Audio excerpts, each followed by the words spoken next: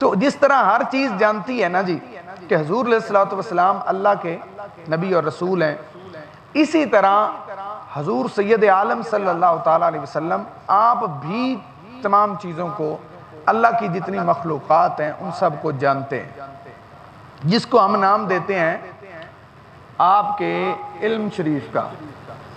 حضور علیہ الصلوۃ والسلام کا علم شریف جو ہے وہ کتنا، یہ بھی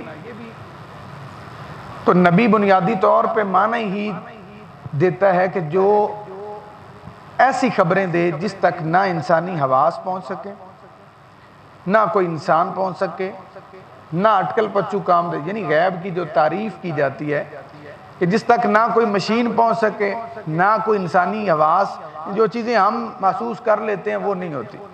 اب فرشتہ جو ہے یہ کیا ہے ہمارے لیے؟ ایک غیب چیز ہے، ہم اسے نہ چھو سکتے ہیں، نہ دیکھ سکتے ہیں، نہ سن سکتے۔ جنت اور دوزخ ہے ہمارا ایمان ہے، یہ غیب کی چیز ہے۔ یؤمنون بالغیب، اللہ تعالیٰ نے فرمایا غیب پہ۔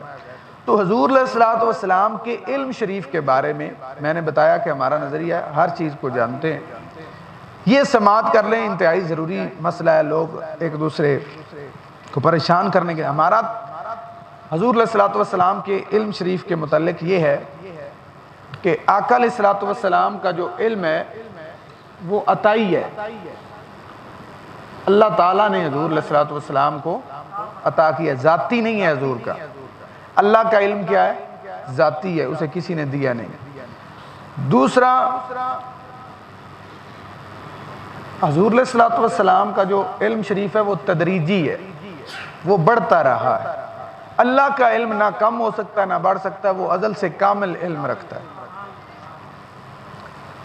اب ہمارا کیا نظریہ ہے کہ جب آقا علیہ الصلوۃ والسلام پہ قرآن کریم کا نزول ہو رہا تھا، آپ کا علم شریف بڑھ رہا تھا، جیسے جیسے قرآن نازل ہو رہا ہے اور اللہ تعالیٰ کی طرف سے وحی آ رہی ہے، بڑھتا گیا بڑھتا گیا بڑھتا گیا۔ لیکن جب قرآن کریم کا نزول مکمل ہو گیا تو مخلوقات کے اعتبار سے حضور علیہ الصلوۃ والسلام کا علم بھی مکمل ہو گیا۔ پھر سن لیں، اس پہ آگے میں دلائل ذکر کر دیتا ہوں۔ اکثر لوگوں کو یہی نہیں پتا، اعتراض کرنے والوں کو بھی نہیں پتا کہ ان کا نظریہ کیا ہے، وہ مقابلہ کروانا شروع کر دیتے ہیں اللہ سے۔ اپنے بندوں کو بھی نہیں پتا ہوتا کہ ہمارا کیا نظریہ ہے۔ تو ہمارا نظریہ ہے کہ آپ کا علم شریف تدریجاً بڑھتا رہا ہے۔ جب قرآن کی تکمیل ہوگی، قرآن مکمل نازل ہو گیا، تو اب مخلوق کے اعتبار سے خالق کا علم جو ہے، صفت جو ہے نا اللہ کی، وہ تو کوئی نہیں جان سکتا۔ اللہ کی صفات، اس سے تو مقابلہ ہو ہی نہیں سکتا، سوچ بھی نہیں کوئی سکتا۔ یہ ہے مخلوق کے مقابلے میں حضور کا علم مکمل ہو گیا۔ جب قرآن مکمل ہو، قرآن کریم نے کہا تبیانا لکل شیء، یہ ہر چیز کا کھلا بیان ہے۔ لا رطب ولا یابس الا فی کتاب مبین، کوئی خشک و تر چیز نہیں جس کا بیان اس میں نہ ہو۔ تو سارے علم مخلوق کا قرآن میں ہے، اور الرحمن علم القرآن، اللہ کریم نے قرآن حضور کو سکھا دیا۔ جب قرآن مکمل ہو گیا تو حضور علیہ الصلوۃ والسلام کا علم بھی مخلوق کے اعتبار سے مکمل ہو گیا۔ اب کوئی دنیا جان کی ایسی چیز نہیں جس کا آپ کو نہ پتا ہو، اور آپ اگر دیکھیں تو کوئی ایک ایسی دلیل نہیں ملتی کہ قرآن کی تکمیل ہونے کے بعد کسی چیز کے بارے میں آپ نے فرمایا ہو کہ مجھے نہیں پتا۔ بہت ساری چیزیں لوگ کرتے ہیں، کہیں سے کوئی چیز لے کے دیکھیں جی یہاں نہیں پتا، تو ہمارے وہ خلاف دلیل بن ہی نہیں سکتی، کیونکہ ہمارا نظریہ ہے کہ قرآن مکمل ہونے کے ساتھ علم مکمل ہوا ہے۔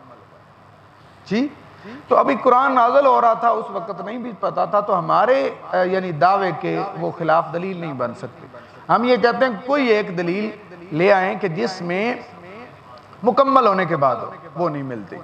اب آ جائیں قرآن کریم میں دو طرح کی آیات ہیں۔ بہت ساری آیات ہیں جن میں ہے کہ عالم الغیب والشہادہ، اللہ کریم کی جو ذات ہے، وہ ڈائری پکڑ بلکہ ادھر ہے، وہ شہادت یعنی ظاہر جو ہے اس کی بھی جاننے والی وہی عالم ہے، اور غیب کا بھی وہی عالم۔ عالم الغیب حضور کو نہیں کہنا چاہیے، غیب کا علم اللہ نے دیا ہے، لیکن عالم الغیب اللہ کو ہی کہیں گے۔ قرآن کے نزول کے ساتھ حضور علیہ الصلوۃ والسلام کے علم کی، تو قرآن کریم میں بہت ساری آیات میں ہے کہ اللہ کے پاس علم ہے، اللہ کے علاوہ کوئی نہیں جانتا، وہ بھی ٹھیک ہے، بالکل ان کو ماننا ضروری ہے۔ اس سے مراد ہے ذاتی علم۔ لیکن جب آپ کا عقیدہ بنے گا تو وہ قرآن کی ایک آیت سے نہیں بنے گا.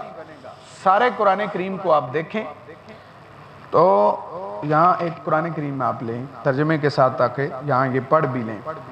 ایک طرف قرآن کریم میں دعوے ہیں کہ اللہ کے علاوہ کوئی نہیں جانتا، اللہ کے علاوہ کوئی نہیں جانتا، ماننا ضروری ہے، کوئی انکار نہیں کر سکتا. لیکن میں نے آپ کو بتایا تھا کہ آپ کوئی بھی جب عقیدہ بنائیں گے تو وہ پورا قرآن پوری سنت دیکھ کے جلدی نہیں کریں گے کہ ایک آدھ آیت سے. اب اللہ تبارک و تعالیٰ نے سورہ جن میں جی عالم الغیب فلا یظہر علی غیبہ احدا الا من ارتضی من رسول، اس کا ترجمہ پڑھ دیں، اس میں پڑھ دیں. غیب کا جاننے والا تو اپنے غیب پر کسی کو مسلط نہیں کرتا سوائے اپنے پسندیدہ رسولوں کو.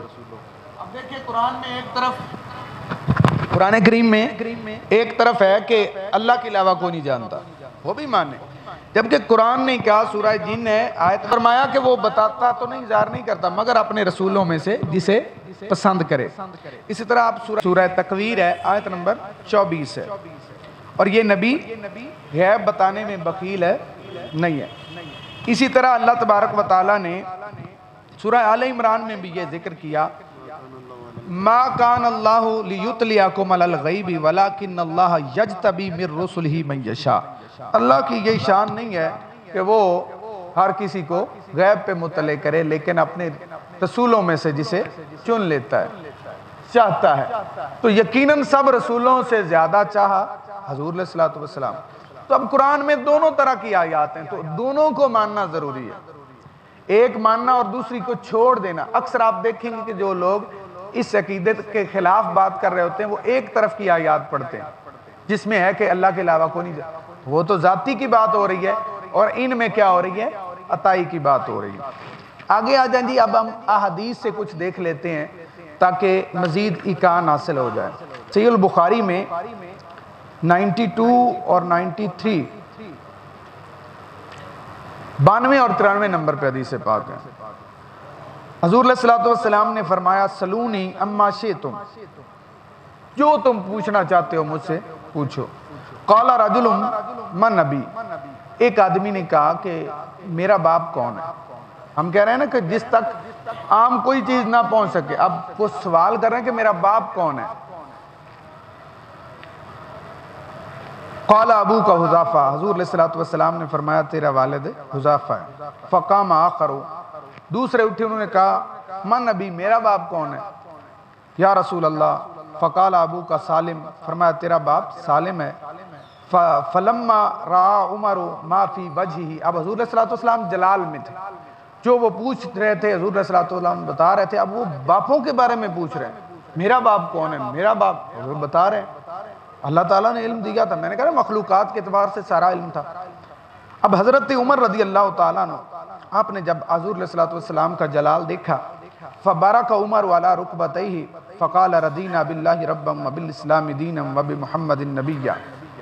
تو حضرت عمر فاروق رضی اللہ تعالیٰ عنہ، حضور علیہ الصلوۃ والسلام آپ ممبر پہ تھے تو آپ کے سامنے فبارک علی رکبتیہ، آپ کریں جی اس طرح، یہ گھٹنے بھی زمین پہ اور یہ کونیاں بھی زمین پہ، اور ہاتھ باندھے حضور کی طرف ادھر ایسے، یعنی جھکے جو ہے نا. فبارکہ کی ذرا تفسیر دیکھ لیں پھر کریں تاکہ انہیں نظر آ جائے. حضور کے سامنے ایسے جھکے اور عرض کی رضینا باللہ ربم. یہ جو آج کل ہے نا فتنہ کے رکوع کی تھوڑا سا بھی جھکا تو شرک ہو جائے، میں نے آپ کو شرک کی تعریف لکھوا دی.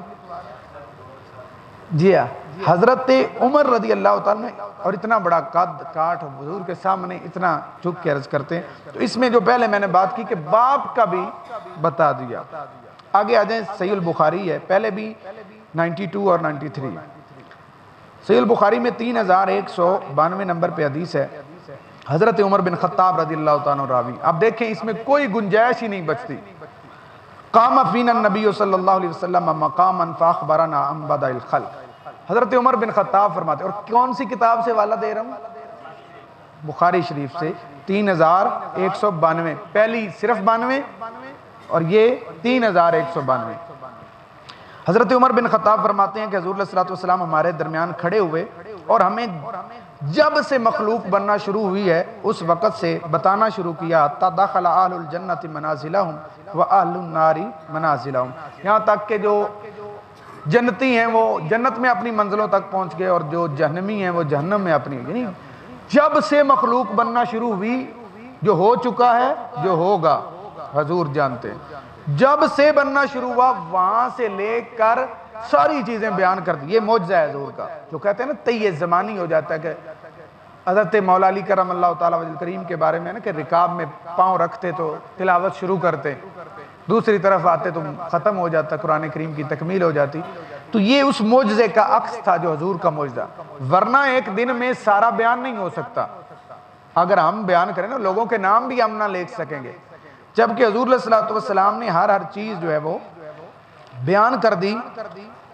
حفظ ذالک من حفظہ و نسیہ من نسیہ، اب صحابی کہتے ہیں جس کو جتنا یاد رہا، جو بھول گیا بھول گیا، لیکن حضور نے جب سے مخلوق بننا شروع ہوئی اس سے لے کر جنتیوں کے جنت میں کس منزل پہ کون ہوگا یہ بھی حضور نے بیان فرما دیا۔ اب آپ اس سے اندازہ لگائیں کہ اس علم کی وسعت کیا ہے۔ آگے جی یہ بھی صحیح البخاری میں 6604 نمبر پہ ہے، حضرت حذیفہ وہ بیان فرماتے ہیں خطبنا النبی خطبتاً، حضور علیہ السلام نے ہمیں خطبہ دیا، ما ترک فیہا شیئا الی قیام الساعہ الا ذکرہ، یہ میں نے اپنی طرف سے نہیں کہا کہ ہر چیز کو بیان کیا۔